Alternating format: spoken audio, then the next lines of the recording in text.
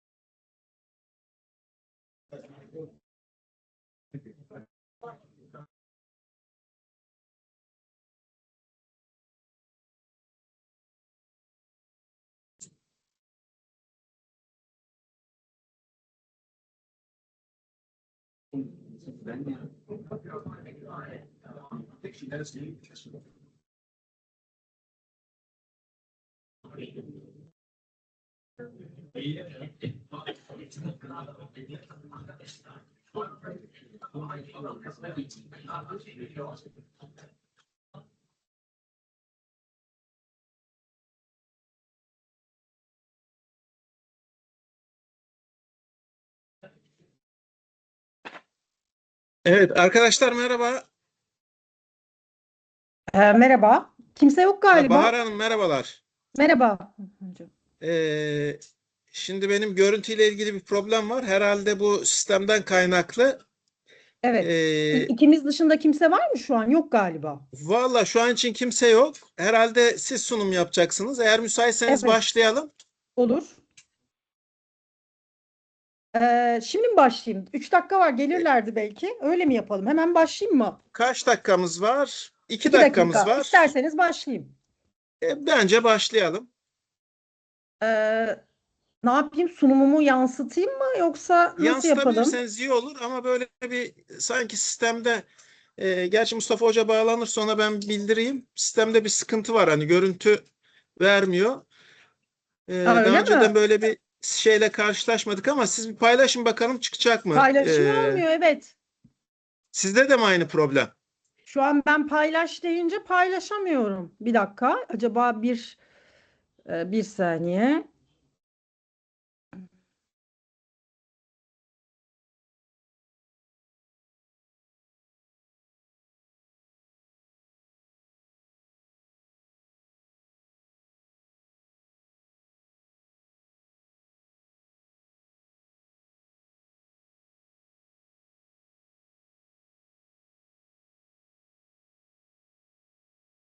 Yok, olmuyor. O zaman ben başlıyorum. Tamam başlayalım. Evet, bugün ben akademik yazımda üretken yapay zeka kullanımı etik sınırlar üzerine bir inceleme başlıklı çalışmamı sunacağım. Acaba kameramı açayım mı acaba? Kameramı açayım bari. Evet, Tamam. kameranız tamam. Benimki Evet, de açık ama gelmedi herhalde görüntü ben sizi Bahar Hocam. göremiyorum. Evet. Evet, olsun artık yapacak böyle Evet, bir şey yok. akademik Bugünü böyle yazımda edeceğiz. üretken yapay zeka kullanımı etik sınırlar üzerine bir inceleme başlıklı çalışmamı sunacağım. Bu konuyu ele almamın temel sebebi üretken yapay zeka araçlarının akademik yazımda giderek daha fazla kullanıyor olması. Son yıllarda malum işte araştırmacılar bu araçlardan metin taslağı oluşturma, işte çeviri yapma, özet çıkarma, dil düzenleme, kaynak tarama ya da fikir geliştirme gibi farklı aşamalarda yararlanabiliyor. Bu durumda akademik üretim açısından kolaylık sağlıyor diyebiliriz. Ancak bu araçlar akademik yazımı kolaylaştırsa da kullanımları bazı etik sorunları da beraberinde getiriyor. Yapay zeka desteğiyle hazırlanan akademik metinlerde bazı temel sorunlar ortaya çıkabiliyor. İşte örneğin bir metnin özgün katkısı kime aittir sorusu bunlardan biri. İşte yapay zeka kullanımı okuyucuya ya da işte hakeme nasıl açıklanmalı, ne şekilde söylenmeli kısmı. İşte yayınlanmamış metinler, görüşme dökümleri ya da araştırma verileri bu araçlara yüklendiğinde bir etik risk ortaya çıkıyor mu gibi sorular ortaya çıkıyor.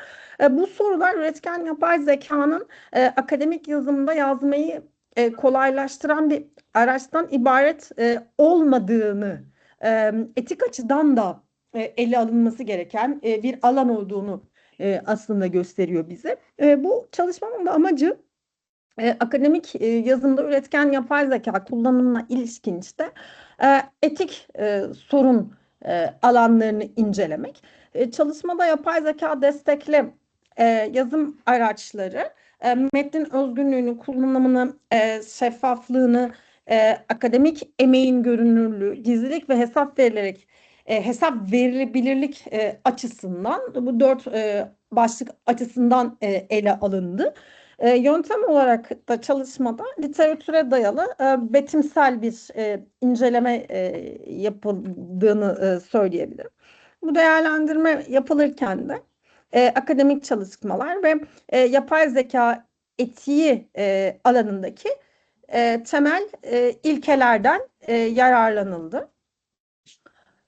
Yapay zeka etiği literatüründe özellikle insan gözetimi, şeffaflık, gizlilik, veri yönetimi ve hesap verilebilirlik gibi başlıklarında öne çıktığı bu noktada tespit edildi.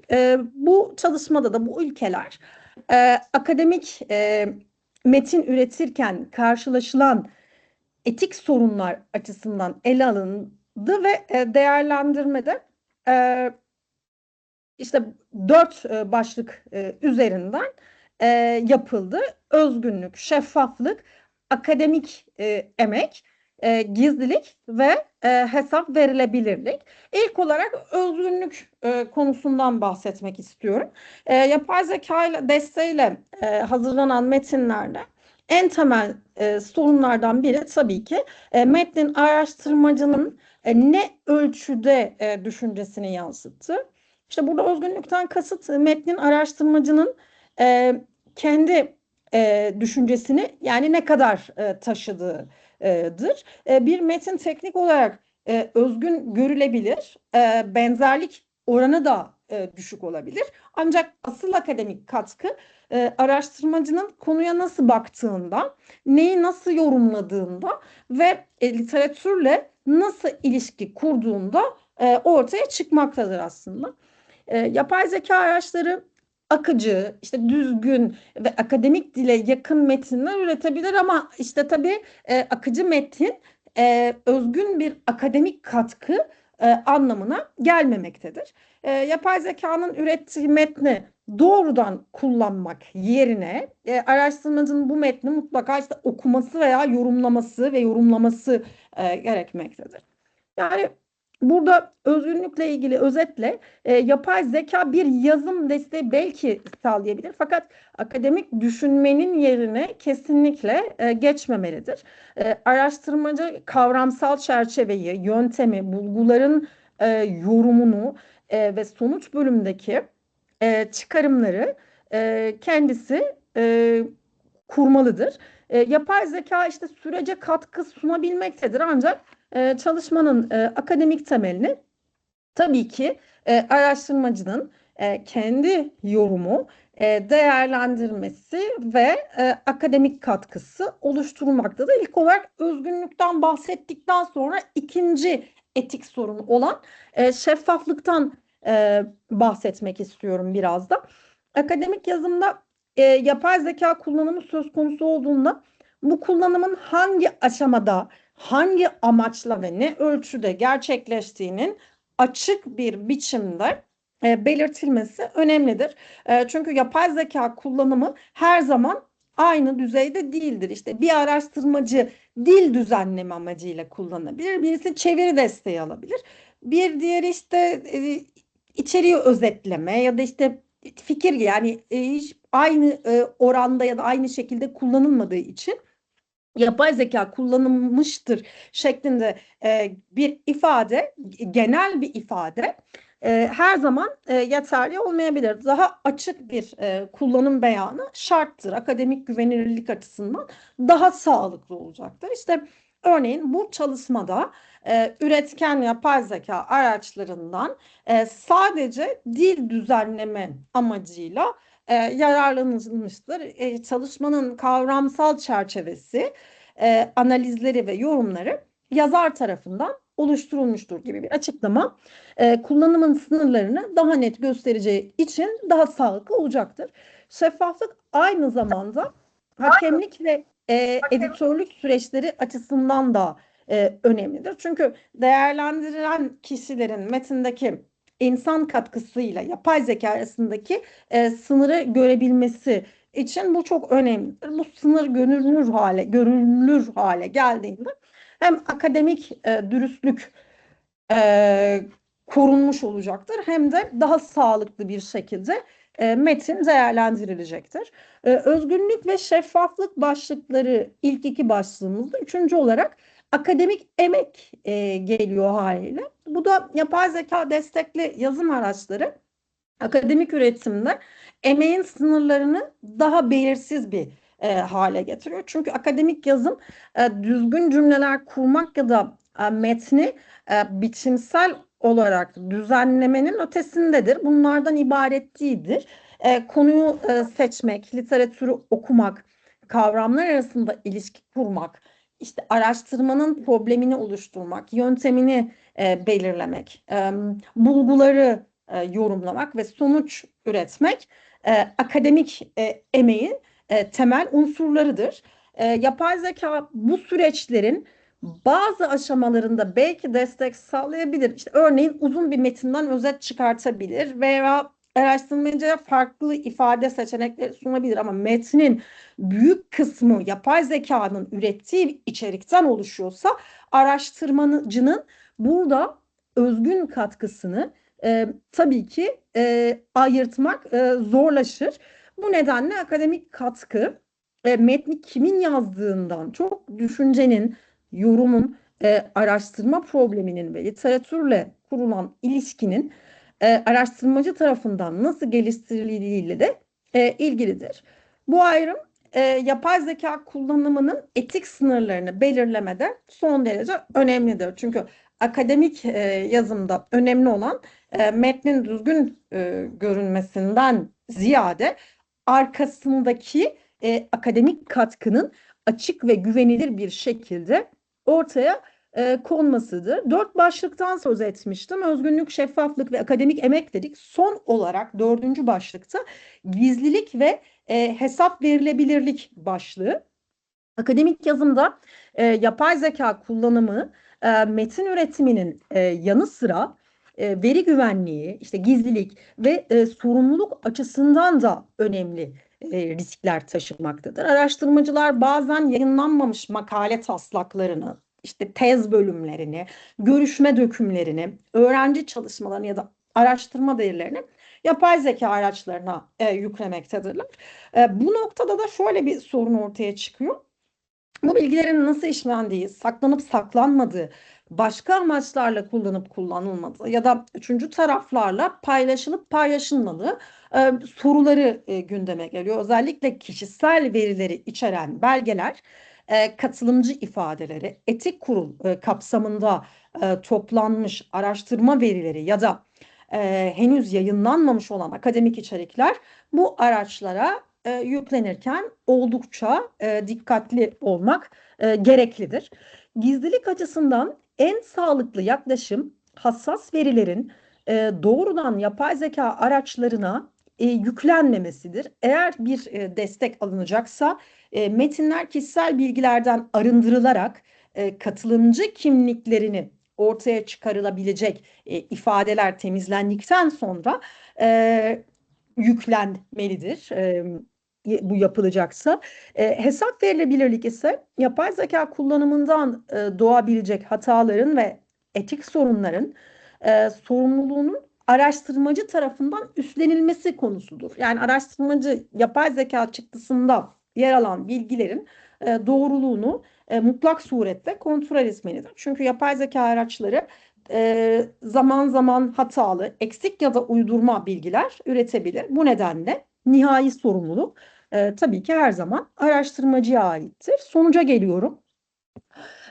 Sonuç olarak üretken yapay zeka araçları akademik yazımda kolaylık sağlayabilmekte. Ancak bu araçlar akademik metnin nasıl üretildiği, katkının kime ait olduğu ve kullanılan desteğin ne kadar açık belirttiği gibi soruları da beraberinde getirmektedir. Bu nedenle akademik yazımda yapay zeka kullanımı işte sınırları belli, araştırmacının sorumluluğu açık ve etik ilkelerle uyumlu biçimde yönetilmesi gereken bir süreç olarak değerlendirmelidir. Bu çalışmada da öne çıkan en temel sonuç yapay zekanın akademik yazımı destekleyebilecek fakat akademik düşünmenin, eleştirel değerlendirmenin ve araştırma sorumluluğunun yerini tabii ki alamayacağıdır. Bu açıdan yapay zekadan yararlanılan metinlerde özgün katkının görünür olması, kullanımının açıkça belirtilmesi, araştırmacının emeğinin korunması ve yayınlanmamış metinlerle araştırma verilerinin dikkatli yönetilmesi akademik güvenilirlik açısından son derece önemlidir. Evet, sunumum bu şekildeydi. Teşekkür ediyorum dinlediğiniz için. Biz teşekkür ediyoruz Bahar Hocam. Günay Hocam, bir sorunuz var mıydı Bahar Hocamıza? Yok herhalde. Merhabalar. Tekrar Ben teşekkürler biraz Bahar Hocam. Teşekkür ederim, sağ olun. sorum yok hocam. Günay Hocam merhabalar. Merhabalar, nasılsınız? Teşekkürler. Siz Özür dilerim, nasılsınız Günay Hocam? Geciktiğim için özür dilerim. Y- Sorum Esa- yok. Dinledim Soru yok. sunumu. Tamam. Çok iyiydi. Herhalde Tebrik ederim. sizde sunum sırası. Yalnız görüntüyle ilgili bir sıkıntı var Günay Hocam. Sizde değil, genel olarak bir sıkıntı. Yani görüntüyü paylaşamıyoruz. Siz sunum yapacağınız dosyayı paylaşın, bakalım görebileceğiz mi? Herhalde Tamam. büyük bir ihtimalle göremeyeceğiz. Ekran Sistemsel bir paylaşımı sıkıntı var. yapamıyoruz demek, öyle mi? Yapamıyorsunuz değil mi hocam? Tamam. Bir dakika, ben bir bakayım hocam. Daha önceden hiç böyle problemle karşılaşmadık ama bu şeyde böyle bir problem karşımıza çıktı. Evet, Günay Hocam paylaşmıyor. Paylaştım Siz de hocam. Görebiliyor paylaştınız mı? musunuz? Yok, göremiyoruz. Siz de Bahar Hocamız gibi isterseniz sunumunuzu yapın. Tamam Artık hocam. bu seferlik böyle bir sıkıntımız var. Olsun. Ben de herkesi selamlıyorum. Herkese başarılı bir kongre diliyorum. Şimdi benim konum Azerbaycan halk danslarının tarihsel evrimi ve müzik koreografik yapısının analizi. Azerbaycan milli dans sanatı bu sanata eşlik eden oyun havaları oldukça derin tarihsel köklere dayanmaktadır. Bu tarihsel geçmişin en somut kanıtları arasında arkeolojik buluntular, özellikle kayaüstü tasvirler önemli bir yer tutar. Azerbaycan'da Qobustan bölgesiyle Nahçıvan Özək Cumhuriyeti'nin Ordubat ilinde bulunan Gemikaya sahasında tespit edilen kaya resimleri eski toplumların kültürel yaşamını ve ritüel pratiklerini yansıtmaktadır.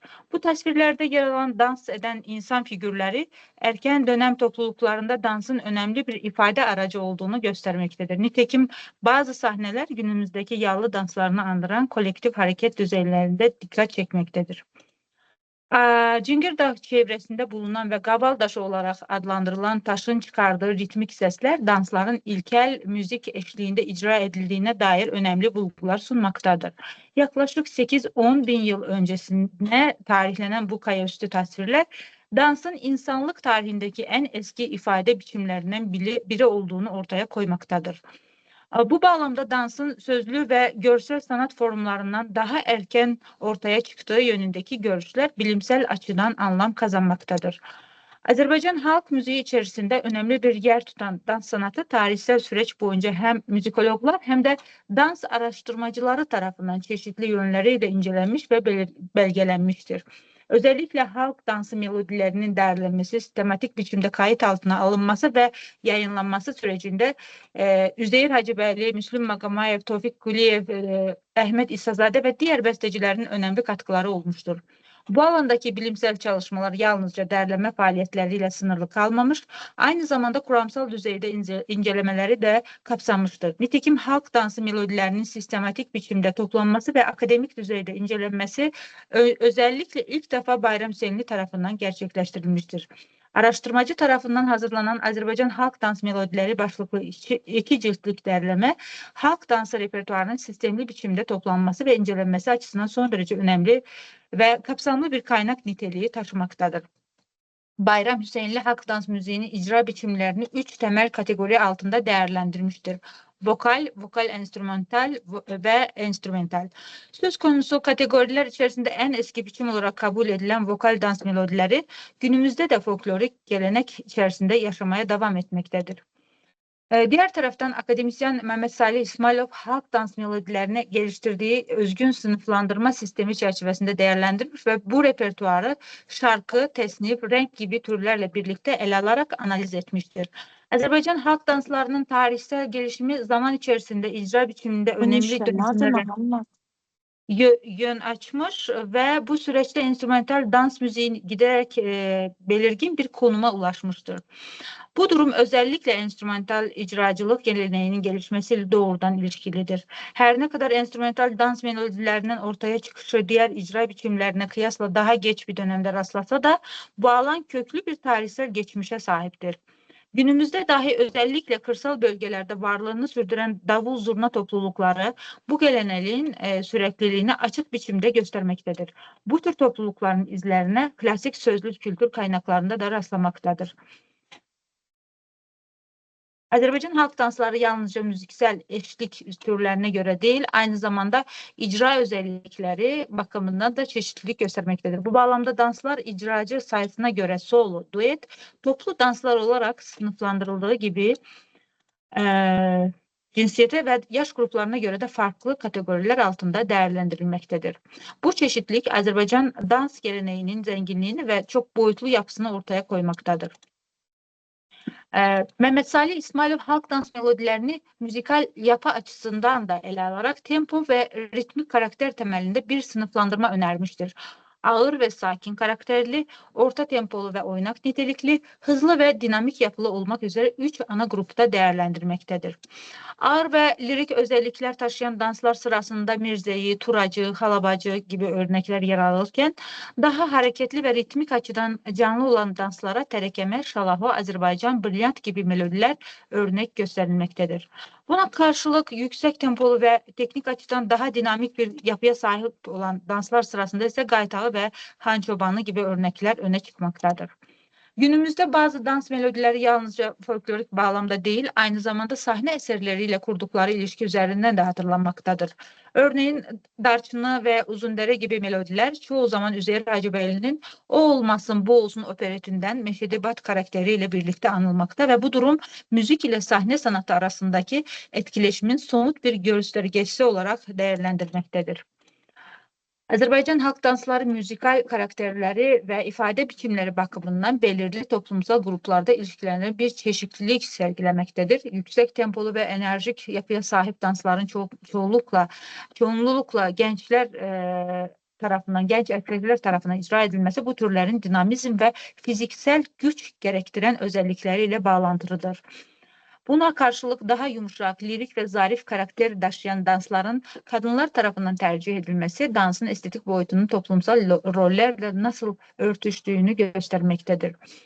İçerik veya işlev bakımından ele alındığında Azerbaycan halk danslarının farklı kategorilere ayrıldığı görülmektedir. Bu bağlamda danslar törensel, günlük yaşamla ilişkili, kahramanlık temalı, askeri, kolektif nitelikli danslar mevcuttur. Ve halk danslarının her biri zengin kültürel mirasının bir parçası olarak kendine özgü bir ortaya çıkış hikayesine sahiptir. Mesela Uzundere dansı da bu bağlamda kökenli bir halk rivayetine dayandıran anlamlı ve lirik danslardan biridir. Karabağ bölgesinde Ağdam rayonunun Göytepe köyü yakınlarında yer alan ve Uzundere olarak adlandırılan bir vadi ile ilgili halk arasında çekici bir rivayet bulunmaktadır. Rivayete göre eski zamanlarda gelin alayı bu uzun ve dolambaçlı vadiden geçerek yoluna devam edermiş. Bu sırada müzisyenler gelinin ilerleyişine eşlik etmek amacıyla sakin, lirik ve akıcı melodiler icra eder. Damat tarafına mensup kadınlar ise gelinin önünde dans ederek ona hayır dualarda bulunurlarmış. Bu dans genellikle ağır bir üslupla icra edilmekte olup hareket dili zarafet, incelik ve belirli ölçüde melankolik bir ifade taşımaktadır. Bununla birlikte aynı dansın farklı yorumlara açık olduğu ve kimi durumlarda daha mizahi ya da satirik bir karakterle de sahnelenebildiği görülmektedir. Bu çok yönlü ifade imkanı dansın hem estetik hem de dramatik açıdan zengin bir yapıya sahip olduğunu göstermektedir. Başka bir örnekte Azerbaycan halk dansları içerisinde erkek dansları özellikle hareket çeşitliliği ve teknik zenginliğiyle önüne çıkmaktadır. Bu danslarda ayak hareketlerinin karmaşıklığı ve hızına dayalı bir performans anlayışı hakimdir. Bu tür danslara örnek olarak gösterilebilecek şalaho, yüksek tempolu yapısı ve dikkat çekici melodik kurgusuna göre öne çıkmaktadır. Şalaho dansının kökenine dair anlatılan en ilgi çekici rivayetlerden biri onun Nevruz'la bağlantılı olduğunu ortaya koyar. Rivayete göre eskiden bayram günlerinde çoğunlukla göçebe gruplara mensup ayı oynatıcıları köyleri dolaşır eğittikleri ayıları halkın karşısında sergilerlerdi.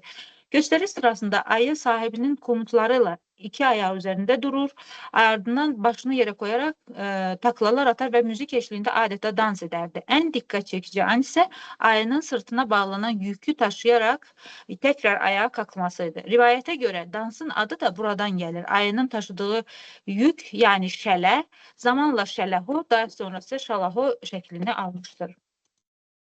Sonuç olarak söylemek mümkündür ki Azerbaycan halk dansı sanatı tarihsel süreç içerisinde müzik, söz ve hareketin karşılıklı etkileşimleriyle şekillenmiş, zengin ve çok katmanlı bir kültürel sistem olarak gelişmiştir. Bu sanat türü yalnızca estetik bir ifade aracı değil, aynı zamanda toplumsal yaşamın, geleneklerin ve kolektif kimliğin önemli bir yansımasıdır. Dansın müziksel unsurlarla olan sıkı ilişkisi onun yapısal ve işlevsel özelliklerini belirleyen temel faktörlerden biri olarak öne çıkmaktadır. Bununla birlikte halk dans melodilerinin değerlenmesi ve sistemli şekilde incelenmesi konusundaki eksiklikler bu alanın daha geniş ve derinlemesine araştırmaya ihtiyaç duyduğunu göstermektedir. Azerbaycan halk danslarının müziksel ve koreografik boyutlarını eş zamanlı olarak ele alan disiplinler arası araştırmaların artırılması önem arz etmektedir. Geleneksel dans mirasının sürdürülebilirliğini sağlamak amacıyla eğitim kurumlarında uygulamalı derslerin ve kültürel aktarım odaklı programların yaygınlaştırılması gerekmektedir. Azerbaycan halk danslarının uluslararası düzeyde tanıtımını güçlendirmek amacıyla kültürel etkinlikler, akademik işbirlikleri ve değişim programları sistemli biçimde geliştirilmelidir. Dinlediğiniz için teşekkür ederim. Yani Biz teşekkür ediyoruz Günay Hocam. Çok güzel. Hakikaten Azerbaycan folkloru, kültürü bizde çok böyle beğendiğimiz bir kültür. Ya mümkün Çok da oldukça çeşitli, 10 dakikaya, zengin. evet, 10 dakikaya sığdırmaya çalıştım ama şimdi makalenin tamamı, tam metin yayınlandığında dileyenler oradan Azerbaycan halk Evet. danslarına ait hem fotoğraflar koydum ben makale içerisine hem de notalar koydum. Hı İlgilenenler hı. oradan bulabilir. İnşallah bakacağız Günay Hocam. Çok İnşallah. teşekkür ediyoruz. Bahar Hocam, Aynur Hocam bir sorunuz var mıydı? Teşekkür ederiz. Ağzınıza sağlık. Güzel bir sunumdu. Evet. Benim bir sorum yok. Teşekkür Teşekkür ederim. ederim. Teşekkür. Aynur Hocam sıra sizde herhalde. Sıra bendədir. Merhaba hocam. Merhabalar. Nasılsınız? Sağ olun. Siz nasılsınız Aynur Hocam? Çox sağ olun, iyiyim. Amma mən bilgisayardan qoşula bilmirəm. Nə qədər eləyirəm, alınmır bilgisayardan. Bilmirəm, internet problemi var. Telefondan qoşulsam ola bilərmi? Amma paylaşımımı Olur. edə bilmirəm. Ancaq çıxış edə biləcəm. Paylaşımımı göstərə Paylaşımda bilmirəm. sıkıntı var zaten Aynur Hocam. Bəli. Siz telefondaysanız devam edin. Biz sizi Aha, dinliyoruz. aha, onda başlayım. Tamam. Kolay Hörmətli gelsin. konferans iştirakçıları, burada olan bütün iştirakçıları salamlayıram. Mənim mövzum Nəriman Məmmədovun, Azərbaycan bəstəçisi Nəriman Məmmədovun şarkı sözlərində lirik, şiirsel imgələrin somutlaşması mövzusudur. Demək, Azərbaycan müzik kültüründə haqlı bir yer edinmiş seçkin bəstəci, Azərbaycan Cümhuriyyəti Xalq sanatçısı, Nahçıvan Özək Cümhuriyyəti onursal sanatçısı, tanınmış muzikoloq, bilim insanı, folklorist və professor Nəriman Məmmədov çeşitli türlərdə və rəngli temalarda əsərləri ilə ölkəmizdə və yurt dışında görkəmli konsert salonlarında sahnələnərək müzik xəzinəmizə girmişdir. Nəriman Məmmədovun yaradıcı mirası olduqca zəngindir. Bəstəçi opera haric tüm müzik türlərində əsərlər bəstələmiş və bir çox alanda şansını denəmişdir. Nəriman Məmmədovun yaradıcı mirasının önəmli bir bölümünü vokal əsərlər, yəni şarkılar və romanslar oluşturmaqdadır. Vokal əsərlərində xalq müziğinin özəlliklərini professional bir bəstəçilik tarzı ilə birləşdirərək Azərbaycan vokal müziğinə böyük katkı sağlamışdır. Əsərlərindəki melodinin sadəliyi, ifadə gücü və duygusal etkisi diqqət çəkməkdədir. Yaratıcı çalışmaları boyunca şarkı türünə yönəlmiş və çeşitli içərikdə yaklaşık 700 gözəl şarkı və romans bəstələmişdir. Azərbaycanda kütlə şarkılarının ilk örnəklərini parlaq bəstəçi Üzeyir Hacıbəyli tərəfindən yaratıldığını belirtmək gərəkir. Üzeyir Hacıbəylidən sonra kitlə şarkısı türündə eşsiz müziklər bəstələyən Sait Rüstəmov, Tofiq Quliyev, Cahangir Cahangirov, Rauf Hacıyev, Emin Sabitoğlu və digərlərinin rəngli şarkıları bu tura geliştirdi. Bu seçkin bestecilerin belirlediği mühteşem yolu izleyen Nəriman Məmmədov da bəstələdiyi şarkı və romanslarla Azərbaycan Bəstəçilik Okulunun yeniliklərini layıqıyla sürdürdü və vokal müziğin və kütlə şarkısı türünün gelişimində böyük rol oynadı. Bəstəcinin şarkıları ilgi çekici müzik dili, zəngin melodisi və renkli ritmi ilə diqqət çekiyor. Özellikle halk müziğine ve muğamlara olan bağlılığı açıkça görülüyor. Dolayısıyla Nəriman Məmmədovun tüm şarkıları dərin yaratıcı bağlantılar aratıcılığı ilə xalq deməli müziği, onun ölçək yapısı, metro ritmi və yapısal ilkeleri ilə bağlantılıdır. Bəstəci sanat özünü xalq yaradıcılığından aldığında gerçək dəyərini kazanır.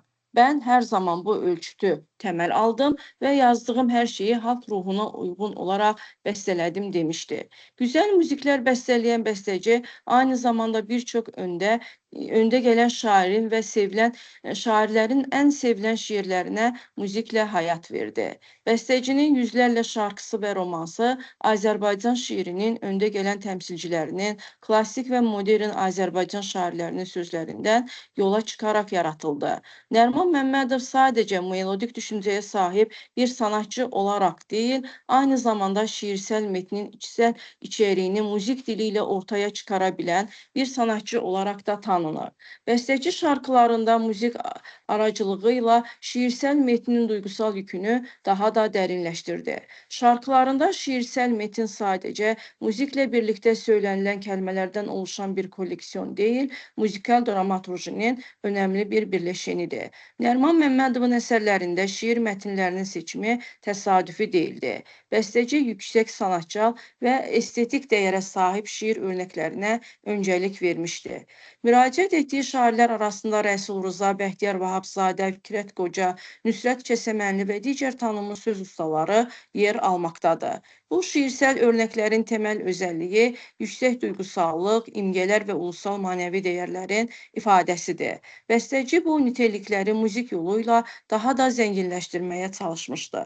Şiirin ritmik yapısı, kafiyə sistemi və iç melodisi bəstəcinin düşüncə tarzını doğrudan etkinləmişdi. Bəstəci şiirsel bir metin seçərkən öncəliklə kəlmələrin duygusal potensialına diqqət edirdi. Şiirdəki liriklik, dramatiklik və qəhrəmanlıq motivləri çeşitli ifadə biçimləri aracılığı ilə müzik dilində sunulurdu. Bəstəkarın vokal əsərlərində şiirsel imgələrin muzikal olaraq somutlaşdırılması özəlliklə ilgi çəkicidir. Bəstəci şiirdə anlatılan duyğu və hissləri melodik bir cizgi aracılığı ilə somutlaşdırır. Aşk temalı şarkılarda yumuşaq melodiləri hakimkən, vatansevərlik temalı əsərlərdə daha geniş bir yelpazə və ciddi tonlamalar gözləmlənir. Şarkılarının konusu zəngin və çeşitlidir. Bəstəcinin vokal əsərləri çeşitli konuları kapsar. Vatan sevgisi, insanın manevi dünyası, aşk duyguları, doğanın gözəllikləri və fəlsəfi düşüncələr şarkılarında geniş bir yer kaplar. Şiirsel metin bu konuları ortaya koymada ən önəmli araçlardan biridir. Bəstəkarın müzikal fikrinin oluşumuna ivmə kazandıran və melodik gelişiminin yönünü belirləyən də şiirsel sözdür. Bəstəcinin kullandığı ölçəyin özəllikləri şiirsel içəriyi ifadə etməyə də hizmət edir. Azərbaycan muğam sisteminin unsurları, şarkılarının şiirsel fikirləri ulusal bir ruhla sunmasına olanak tanır. Bu bağlamda halk müziği geleneklərinin etkisi əsərlərində açıkça hiss edilir. Yəni şarkılar içerik və deməli tür bakımından farklı olsa da halk müziği ilə ayrılmaz bağlarla bağlantılıdır. Araşdırmacılar ayrıca halk müziği və muğam unsurlarının bəstəcinin əsərlərində önəmli bir yer tutduğunu belirtməkdədir. Nəriman Məmmədovun bir çox muğamlarımızı notaya döktüyünü də demək lazımdır. Muğamı yaxından tanıyan bəstəci tüm şarkılarına küçük muğam parçaları ekləyərək içlərindəki muğam tonlarını göstərməkdədir. Bəstəcinin kendisi şöyle demişti: muğam öğrenme yüzlerce asra bərabərdir. Onları dinləməniz və icra etməniz gerekir. Şiiri bir çox kez okuduktan sonra mətnə uyğun muğamı seçirəm. Buna görə də nəşəsi, huznu, aşkı və sair muğamlar aracılığıyla daha eksiksik və açık bir şekilde ifade edilebilir söylemişti. Ritim şiirsel imgelerin müzikal ifadesinde önemli bir rol oynar. Mətnin iç ritmi ilə müziğin ritminin uyumu əsərin duygusal etkisini artırır. Bəstəci bu uyumu yüksək bir profesyonallıqla həyata keçirmişdi. Bəstəcinin əsərlərində caz, pop, vals, Azərbaycan ulusal ritimləri buluna bilir. Bəstəkarın vokal yaratıcılığında sözlər və müzik bir-birini karşılıklı olarak tamamlar. Müzik şiirsel metnin duygusal içeriğini derinləşdirərkən sözlər melodinin anlamsal təməlini oluşturur. Bəstəkarın çeşitli şarkıları, içerik, biçim, ritim və tonlama açısından farklılıq göstərir. Bəstəci hər şarkının, hər müzik əsərinin kendine özgü bir karakteri vardı. Bu şarkılara lirik və zarif bir hava katmaya çalışıyorum. Yaygın olarak dinlenen şarkılarında dinleyiciye hoş duygular aşılıyorum. Bunun səbəbi isə doğallıkları, duygusallıkları, akıcılıkları və melodik yapıları, digər yandan ritmin zənginliyi, melodinin dinamizmi və harmonisidir demişdi. Bu şarkılar arasında Xumar Baxışlar, Gəlirsən Həyalıma, Sənin Aşkın, Benim Günəşim şarkıları tonlama dilinin yeniliği və ton çeşitliği ilə diqqət çəkməkdədir. Bahar Diyarı şarkısında isə aşıq musiqisinin izləri daha belirgin bir şəkildə görülür. Vatan, bizim isyan şarkıları, marşları deməli xarakterlədir. Marş ritmi və xarakteri ilə önə çıxmaqdadır. Daha öncə belirtdiyimiz kimi, bəstəcinin əsərlərində ana tema vətən sevgisidir. Göy göl, Qız Kulesi, Qızlar Çeşməsi, Sən ey vətən, Nahçıvan və əsərləri və sair əsərləri vatanımızın gizəmli gözəlliklərini övdüyü üçün bunun canlı bir örnəyidir. Bəstəkar doğduğu və böyüdüyü Nahçıvana dərindən bağlı idi. Bunu əsərlərində ifadə edirdi və bunu Nahçıvanlı şairlərin yaradıcılığına müraciət edərək Hüseyn Cavid, İslam Səfərli, Adil Babayev və digərlərinin şiirlərinə gözəl müziklər bəstələmişdi. Nahçıvanla ilgili şarkıları arasında Nahçıvanda, Qızların Çeşməsi, Çiçək Açan Torpaqlar, Sirah və digərləri yer almaqdadır. Bəstəcinin şarkıları vokal və xalq çalğı orkestrası eşliyində yazmışdı. Azərbaycan xalq çalğılarının texnik yetenəklərini və tembrini çox iyi biliyor və yeni harmonik rənglər kullanaraq xalq çalğılarının yelpazəsini zənginləşdirməyə çalışmışdı. Bu da şarkılarına uzun ömürlük kazandırmışdı. Bəstəkarın şarkılarında dərləmələr halində yayınlanmışdı. Şarkılarının çox küçük bir qismi 1963-66 66-cı illərdə yayımlanan şarkılar, 71-ci ildə 1971-ci ildə yayımlanan İlham Kalbimə Gəliyor, 1978-ci ildə yayımlanan Kalplərdə Kaldı gibi dərləmələrdə yer aldı. Piano və vokal üçün yazdığı ilk şarkı dərləməsi bəstəçinin öndə gələn şairimiz İslam Səfərli, Atif Zeynalı və Rəsul Rızanın sözlərinə yazdığı 6 şarkı içəriyor. Dərləmədəki şarkıların neredeyse tamamı lirik aşk şarkılarıdır. Burada Humar Bakışlar, Səni Bekliyorum, Aşkınla şarkıları lirik şarkı türünün güzel örnəkləridir və müzikal və kütlə şarkısı türünün gelişimində büyük rol oynamışdı. Bəstəkarın şarkıları Azərbaycan şarkıcılarının repertuarında hər zaman özel bir yere sahib olmuş və öndə gələn Azərbaycanlı şarkıcılar tərəfindən kaydedilib səsləndirilmişdi. Sonuç olarak bəstəkarın vokal yaradıcılığında ulusal müzik düşüncəsi önemli bir yer tutmaqdadır. Görüldüyü üzrə şarkılarında Azərbaycan xalq musiqinin tembri, muğam özellikləri, ulusal ritim ünsürləri şiirsel mətinlə organik bir şəkildə birləşməkdədir. Bəstəcinin şiirə baş vurması sadəcə müzik yaratmayı amaçlamamaqdadır. Ulusal və manəvi dəyərlərin korunmasına və yücəltilməsinə hizmət edən bir sanatsal kavram oluşturmaqdadır. Azərbaycan şiirinin zəngin imge sistemi onun müzikal yaratıcılığında yeni ifadə biçimləri kazandırmaqdadır. Bu nədənlə bəstəçinin şarkıları həm profesional müzik örnəkləri, həm də ulusal kültürün taşıyıcıları olaraq dəyərləndirilməkdədir. Araşdırma şiirsel metnin Nərman Məmmədovun vokal yaradıcılığında önemli bir rol oynadığını göstərməkdədir. Bəstəci şiirin duygusal içeriğini şarkılarına dərindən işləmiş və bunları müzik dili ilə yüksək bir sanatsal düzeydə ifadə etmişdi. Şarkılarındakı söz və müziğin birliği, şiirsel imgelerin müzikal olarak somutlaşdırılması və ulusal müzik geleneklərinin yaratıcı bir şəkildə uygulanması diqqət çəkməkdədir. Nərman Məmmədovun vokal yaradıcılığı Azərbaycan müzik kültüründə şiirsel metnin müzik yoluyla ifade edilmesinin başarılı örneklerinden biridir. Dinlediğiniz için teşekkür ederim. Evet, biz teşekkür ediyoruz Aynur Teşekkür Hocam. ederiz. Sağ olun. Siz sağ Teşekkürler olun. Aynur Hocam.